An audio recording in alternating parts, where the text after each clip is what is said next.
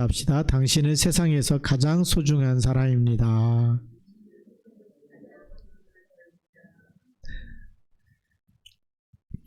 오늘 제목을 하나님을 누리는 자, 하나님을 누리는 자 이렇게 제목을 정했습니다. 성경에는 두 부류의 사람이 나옵니다. 하나는 환경이나 물질을 통해 만족을 얻으려는 사람이 있고요. 또 한 사람은 하나님에게서 만족을 얻으려는 사람이 있습니다.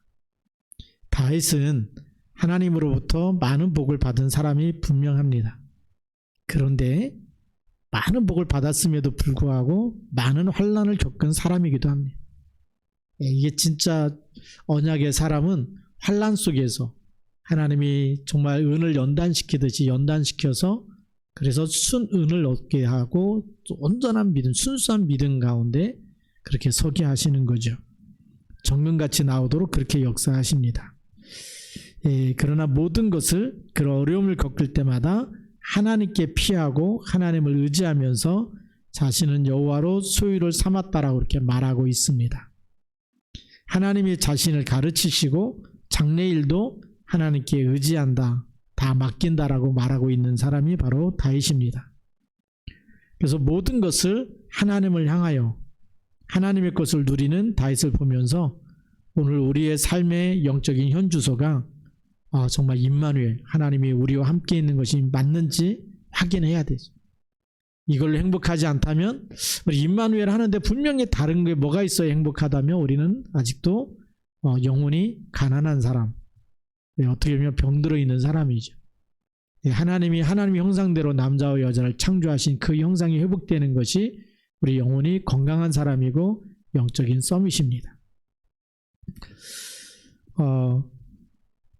어떤 분이 이렇게 목사님 사모님들만 이렇게 모이는 카톡방에 중요한 메시지를 하나 이렇게 예화를 올렸습니다. 마지막 남은 지선으로라는 그런 내용으로 카톡이 올라왔어요. 제가 잠깐 소개하려고 하는데요. 이 테리가 낳은 천재적인 바이올리니스트, 그가 어느 날 음악 애호가들이 모인 장소에서 바이올린 연주회를 갖게 됐습니다. 근데 불행히도 연주 도중에 줄이 하나 뚝 끊어졌어요. 그럼에도 이 연주자는 아랑곳하지 않고 남은 세 줄을 가지고 계속 연주를 했습니다. 그런데 조금 가니까 줄 하나가 또 끊어졌어요. 그리고 조금 가니까 또 한 줄이 끊어졌어요. 이제 줄이 하나밖에 남지 않았습니다. 청중들한테 대단히 미안해하고 당혹해하면서 오늘 이 연주야말로 연주자에게 있어 최고의 불행한 연주가 될 것이다, 그렇게 생각을 했지만, 그런데 그는 청중들을 바라보고는 침착하게 그 남은 한 줄을 가지고 연주하여 완벽한 음악을 만들어냈습니다. 그때 연주한 곡이 바로 지선상의 아리아라는 곡이었어요. 굉장히 유명한 곡입니다. 이 사건의 주인공이 바로 파가니니라는 사람이에요. 지금까지도 그를 그토록 유명하게 만든 사건이었습니다. 바이올린은 네 줄이 있는데 가장 낮은 줄, 저음을 내는 줄이 바로 지선이라는 겁니다.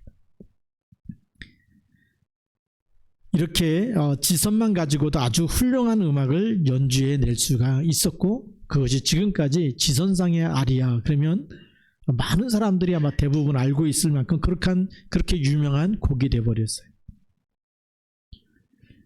우리 인생의 어느 때에 내가 그토록 의지했던 줄이 끊어져 나갈 때가 있을 겁니다.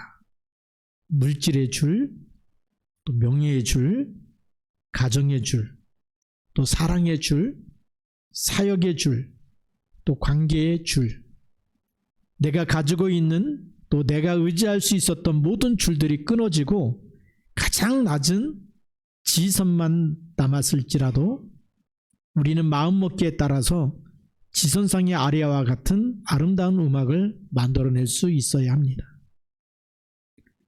우리의 삶 속에 지선은 누구에게나 다 있어요. 모든 것이 부족하고 힘든 환경에서도 우리의 삶을 아름답게 만들 수 있는 마지막 지선을 놓치지 말고 열심히 함께 살아가야 합니다. 만약 어느 분이 마지막 지손이 무엇이냐고 묻는다면 흔들림 없이 지라는 것은 바로 God, God, 하나님이라는 것입니다. 저는 시편을 묵상하면서 다윗이 힘들 때마다 내가 여호와께 피합니다. 내가 여호와를 의지합니다. 내가 여호와께 피하였는데 그런데도 또 어려움이 올 때마다 여호와는 하나님의 성전에 계시기 때문에 내가 더 하나님께 예배하고 더 하나님을 의지하고 더 하나님께 나아가서 기도하겠습니다. 끝까지 하나님을 놓지 않아요. 그래서 하나님이 다윗의 대대 후손으로 바로 그 왕의 자리를 주시겠다. 그리고 다윗의 후손을 통해서 메시아가 오시겠다라고 약속한 거 아니겠느냐. 지금까지 어떤 왕도 다윗처럼 훌륭한 왕을 저는 보지 못했습니다.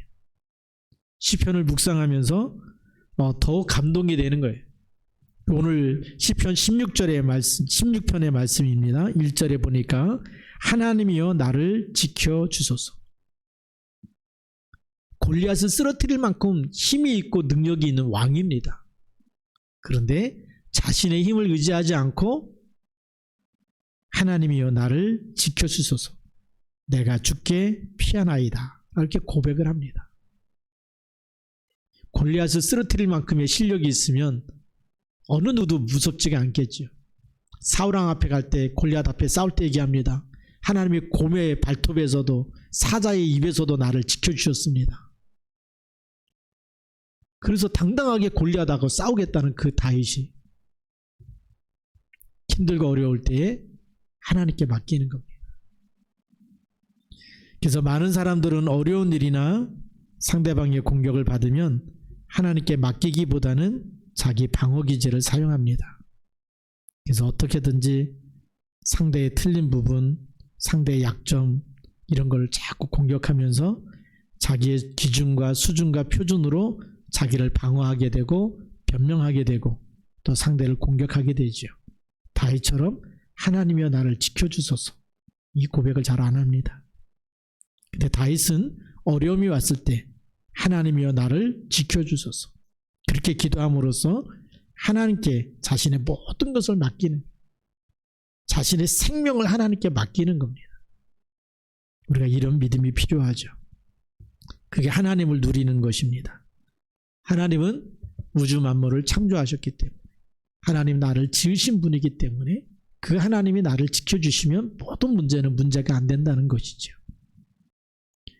그러면서 2절에 이렇게 고백을 합니다. 내가 여호와께 아뢰되 주는 나의 주님이시오니 주 밖에는 나의 복이 없다 하였나이다.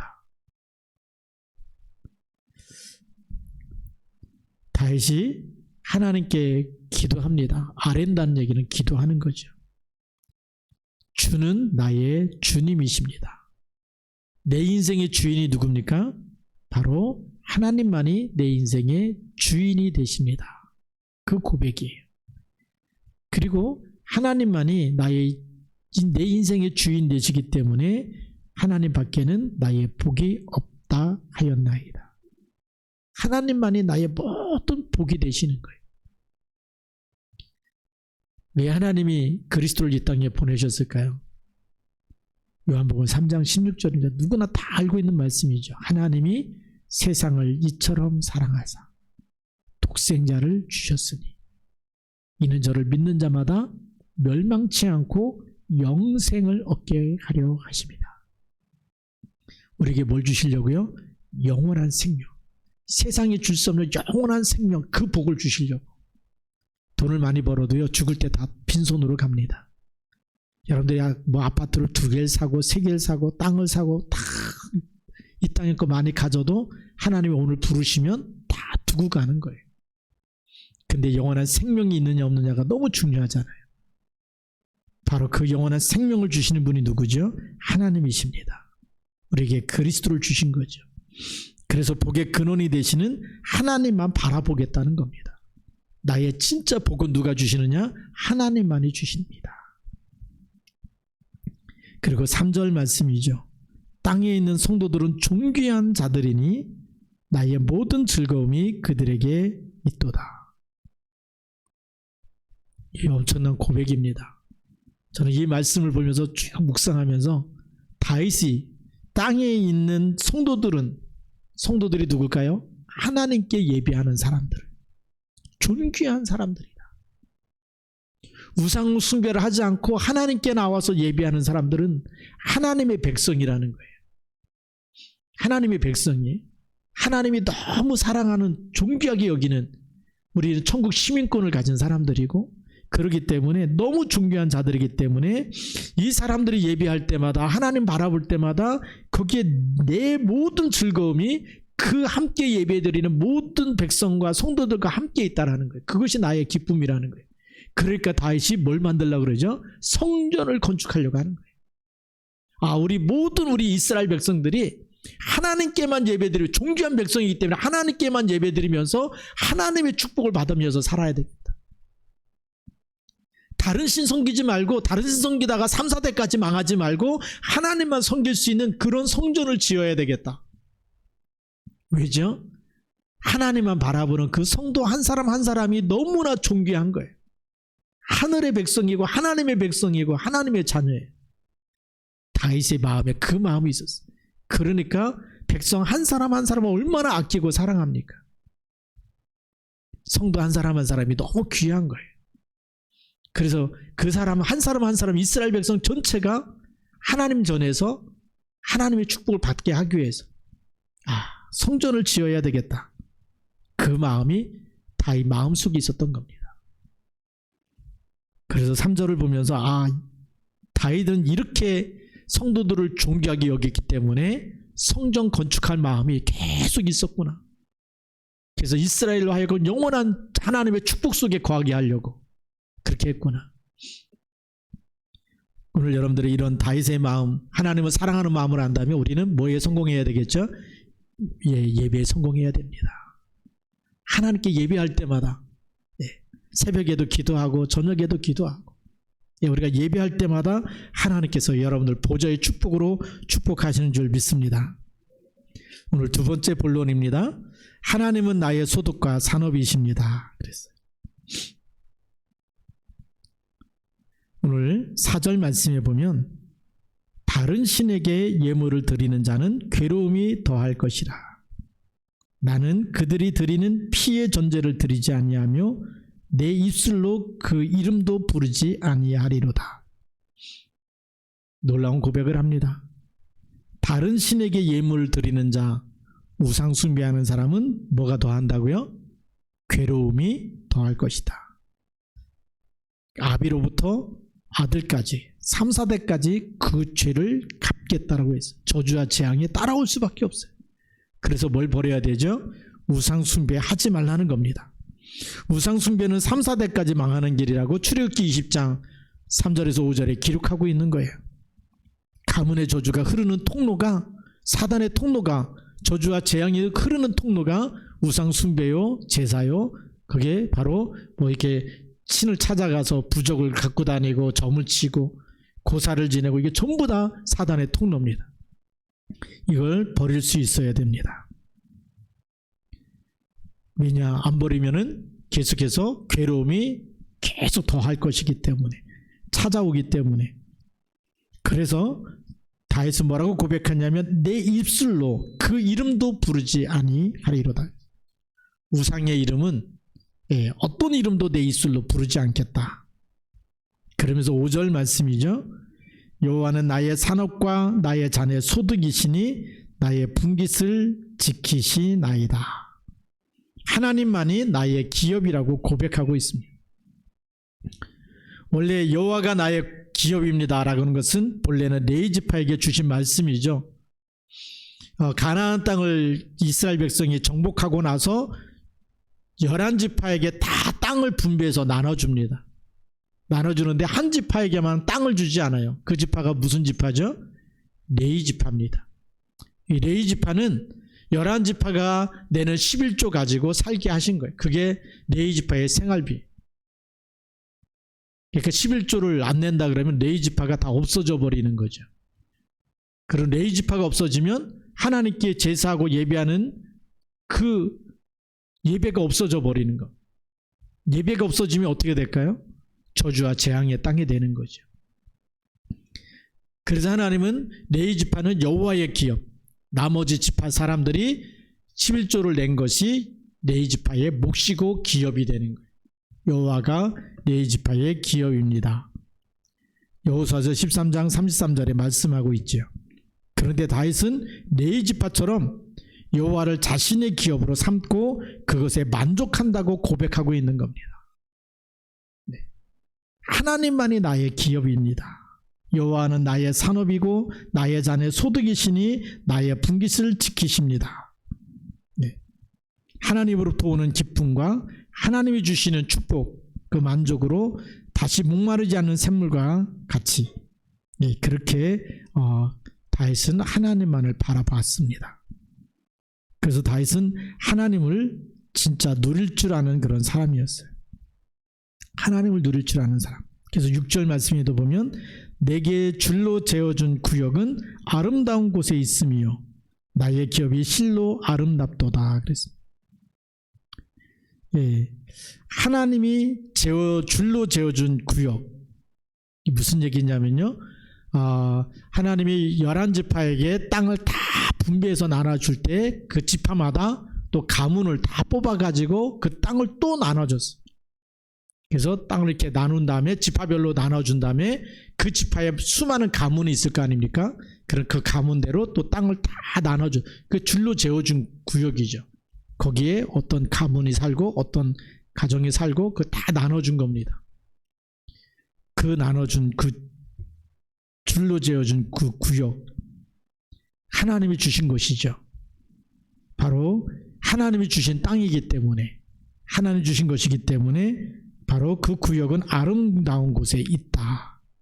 하나님이 주신 것이기 때문에. 우리는 하나님이 주신 것에도 우리가 만족하지 못하고 살 때가 참 많아요. 하나님이 주신 직장이고 하나님이 보내신 그 지역이고 그 가정이고 그곳입니다.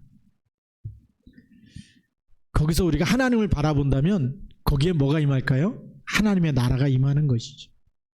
오늘 다윗은 하나님이 주신 그 구역에서 그 하나님이 주신 것이기 때문에 거기는 아름다운 곳에 있는 것이다.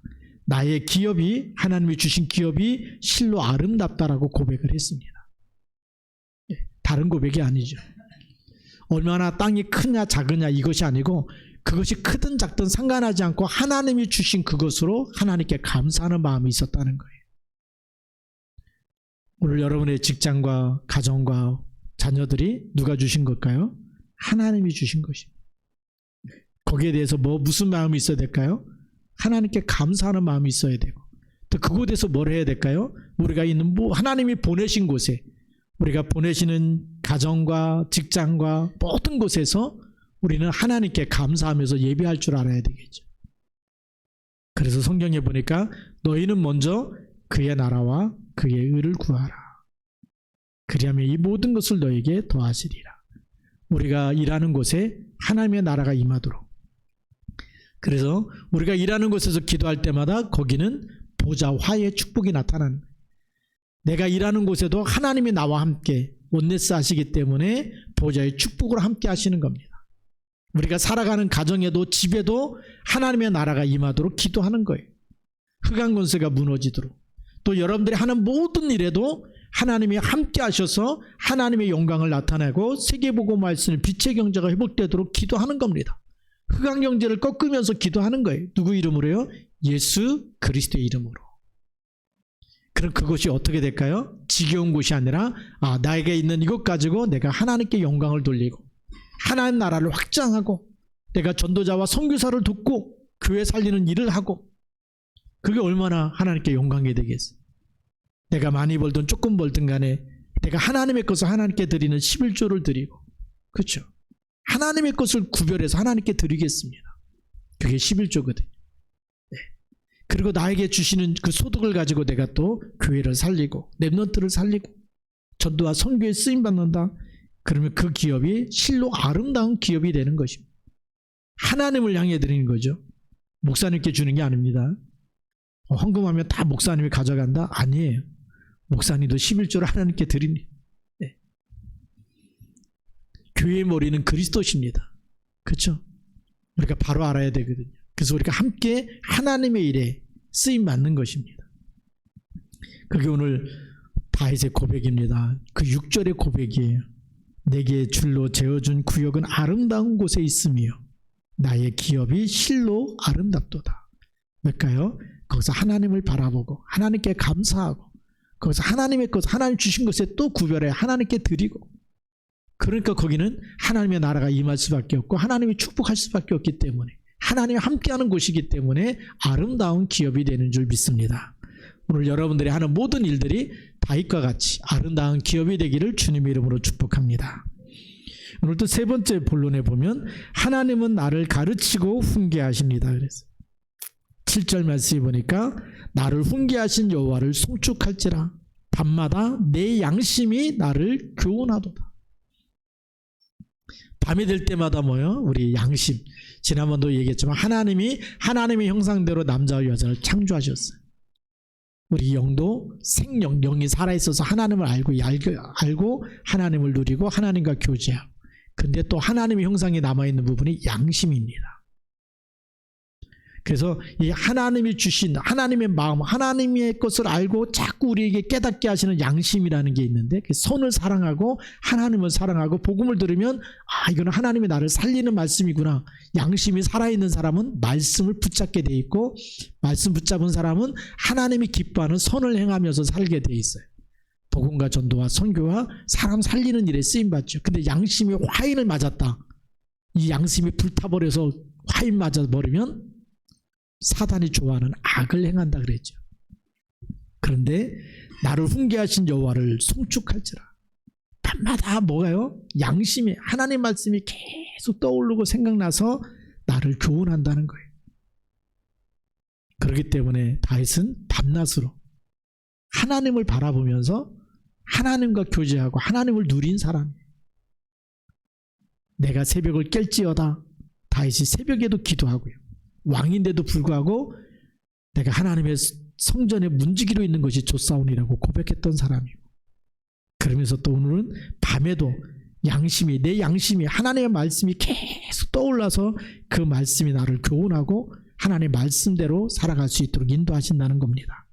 그래서 8절에 이렇게 고백합니다. 8절입니다. 내가 여호와를 항상 내 앞에 모시며 그가 나의 오른쪽에 계심으로 내가 흔들리지 아니하리로다. 그 우리 양심에 계속 하나님 말씀이 떠오르고 생각나고 그 말씀, 그 율법, 그 말씀대로 살아가다 보니까 뭐 어떻게 되는 거죠? 내가 여호와를 항상 내 앞에 모시고 살아가는, 하나님과 함께 임마누엘 누리면서, 그러면서 보니까 그가 나의 오른쪽에 계신다. 그래서 나를 붙잡고 나를 이끌고 가시는 분. 내 인생을 내 맘대로 사는 게 아니죠. 우리가 하나님 없는 사람은 어떻게 살까요? 에베소 2장 3절에 있는 대로 전에는 우리도 다 같이 육체와 마음에 원하는 대로 하여 본질상 진노의 자녀였다. 내가 하고 싶은 대로 다 살았어요. 하나님 없이 내 마음대로 살았어요. 근데 행복할까요?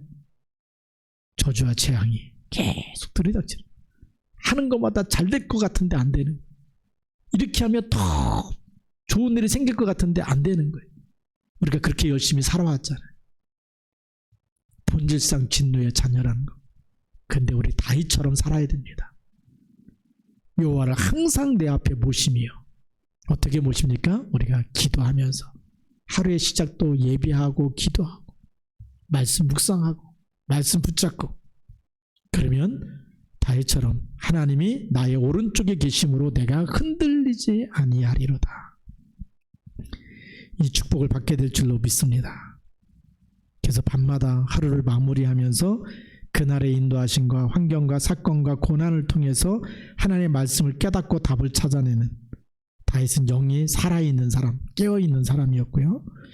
하나님을 항상 모심으로 인해서 임마누엘 24하는 다윗의 모습을 보게 됩니다. 하나님이 여러분 볼 때마다 하나님이 나와 함께, 우리와 함께 하루의 시작도 예비하며 기도할 때마다 하나님이 역사하시는구나, 그렇게 깨달으시길 바랍니다.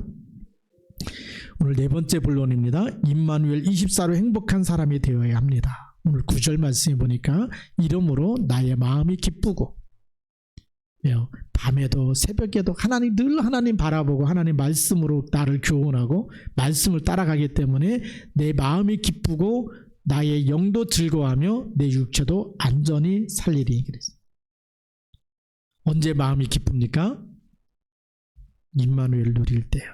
기도할 때, 말씀 묵상하고 말씀 붙잡을 때, 그때는 내 영도 즐거워하며 그랬어요. 내 육체도 안전히 살리니 하나님이 책임지시고 인도하신 줄 믿습니다.